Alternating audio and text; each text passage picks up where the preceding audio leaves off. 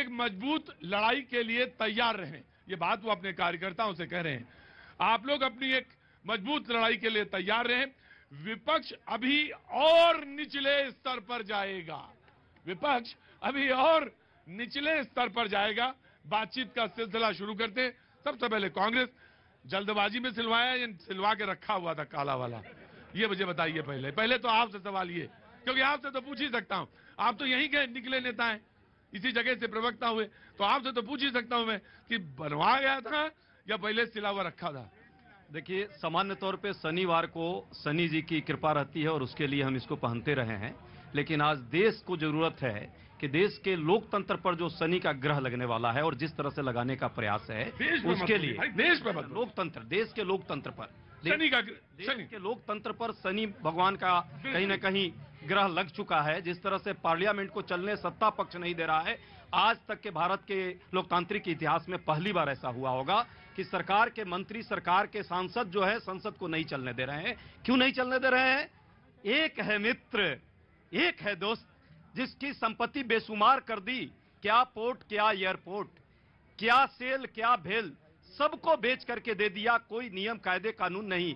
क्या देश, क्या विदेश, सब जगह साथ ले जाकर के उसको करोड़ों रुपए का मालिक बना दिया। विश्व का दूसरा व्यक्ति बन गया। जब भंडा फूटी है, जब पोल खुला है, जब सत्य के लिए जब अब लड़ाई जारी हो गई है, तो मोदी जी और शहंशाह घबराए हुए हैं और इसीलिए इस तरह की भाषा का प्रयोग कर रहे हैं। विपक्ष नीचे नहीं जाएगा। मैंने पूछा था काला कुर्ता क्यों पहना?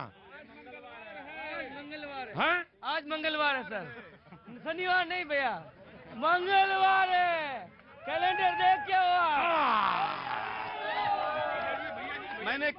मैंने कहा कि आज शनिवार नहीं है। हर शनिवार को मैं ये कुर्ता पहनता हूं, लेकिन देश के लोकतंत्र पर जिस तरह ग्रहण लगाने का प्रयास देश की सरकार कर रही है, उसके विरुद्ध में शनि भगवान से हम प्रार्थना करते हैं कि हे शनि भगवान, इनको सद्बुद्धि दे। और देश का लोकतंत्र का इतिहास हजारों वर्षों का रहा है।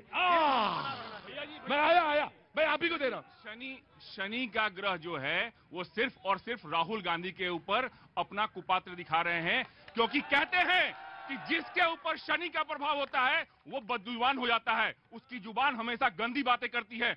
उन्होंने मोदी समाज को गाली दिया है, उन्होंने वीर सावरकर को गाली दिया है, उन्होंने देश के संविधान को गाली दिया है। और कैसे माननीय सर्वोच्च न्यायालय ने कहा था उन्हें कि आप बार बार देश के जो कानून हैं उसकी अवहेलना नहीं कर सकते हैं। उसके बावजूद उन्होंने अवहेलना की और पूरे मोदी समाज को एक ऐसी भाषा का प्रयोग किया जिसका हम उपयोग नहीं कर सकते। बिल्कुल गलत बात है। यहाँ पे कितने लोग नीरव मोदी, कितने लोग ललित मोदी के पक्ष में है? पहले अपने हाथ खड़ा कीजिए। नीरव मोदी के पक्ष में आप? कोई नहीं होगा। तो उन्हीं के खिलाफ जो है बात हुई थी। एक मिनट, ये कहना मोदी चोर हैं, कौन मोदी चोर हैं? आप बातों को मत मरोड़िए। पता नहीं कितने मोदी चोर हैं। अरे मोदी समाज के एक देखिए, वर्ग आज है। मैं बहुत आंकड़ों के साथ आई हूँ। मुझे खुशी है कि यहाँ पे अर्थशास्त्री भी हैं। जब तक सर्वोच्च न्यायालय का आदेश नहीं आ जाए, जब तक सर्वोच्च न्यायालय के आदेश किसी के खिलाफ ना आ जाए, आप किसी को चोर कैसे कह सकते हैं? और वो भी एक समाज को, जो समाज का अपना एक सम्मान है इस देश में। देखिए मोदी मैं तो बस वही तक बात है। रूसी मोदी पारसी हैं, रूसी मोदी पारसी हैं। एक मोदी जो हैं वो मारवाड़ी हैं। हाँ है मोदी, और एक मोदी ओबीसी हैं। तो अब सवाल ये, हाँ जी, योगी जी जब सीएम बन के आए थे तो जो ओबीसी सीएम थे पहले, फिर उनका जो है गंगा जल छिड़क के शुद्धिकरण हुआ था। ओबीसी के ऊपर क्या राय है? क्या पॉलिटिक्स है? कास्ट पॉलिटिक्स तो आप यहाँ पे खेलिए मत। बात हो रही है देश के विकास। देखिए, जो भारतीय ज्योतिष को समझते हैं वो एक बात मैं क्लियर कर दूं। शनि जो है देवता जो है वो न्याय का देवता है। न्याय का देवता है।